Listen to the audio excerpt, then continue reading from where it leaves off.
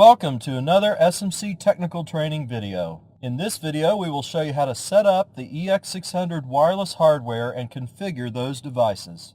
During the video we will show you the equipment, software, and steps required. In the end we will have set the IP address and paired the wireless components. Let's get started. These parts and part numbers represent a typical wireless Ethernet IP EX600 system to connect to your PLC. You'll need a PC, software, internet access, and USB connectivity to complete this configuration. Please refer to our earlier EX600 hardware setup video for the wireless layout and setup. Now let's set up the card reader to work with the PC and wireless EX600. You must first install drivers for the NFC I/O configurator through these links. Verify the installation before continuing. Plug the NFC card reader into your PC. Select the NFC port icon. Keep only the NFC-B setting. If the Enable NFP setting box is checked, uncheck it, then press OK. Now, let's put the EX600 wireless configurator onto the PC. Download and copy the I/O configurator program file from the SMC link to a PC folder you can find later. Then click on it and start your application.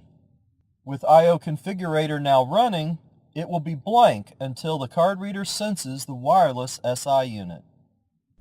Move the NFC card directly onto the wireless remote unit to configure that module first.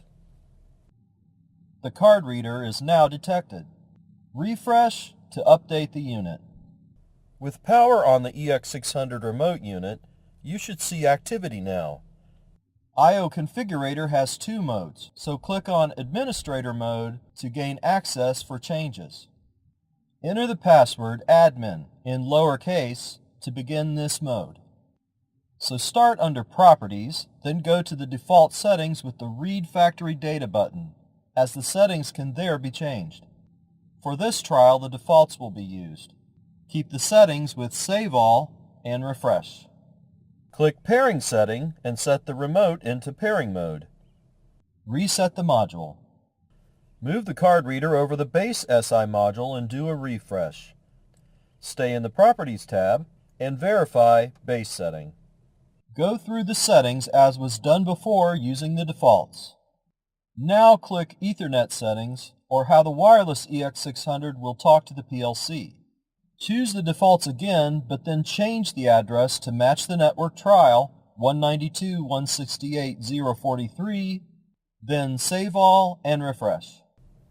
Then go into the system settings, which are for the base controlling the entire system.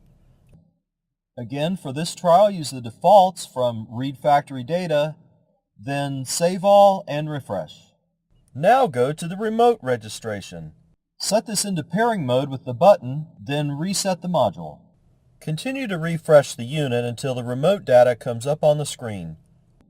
Once you see it appear, pick which channel it is from the pull-down, then use the arrow button to add it to the registered box. Save the registration with a refresh. Then reset the module. Leave pairing mode and go into normal mode. Then reset the unit. We can verify operation through the EX600 remote indicators here, as well as the base indicators here. So now we're ready for the next step. We hope you found this video useful. Look for our next serial interface video where we'll show you how to map the data between the PLC and the wireless EX600 in order to control the valves and outputs.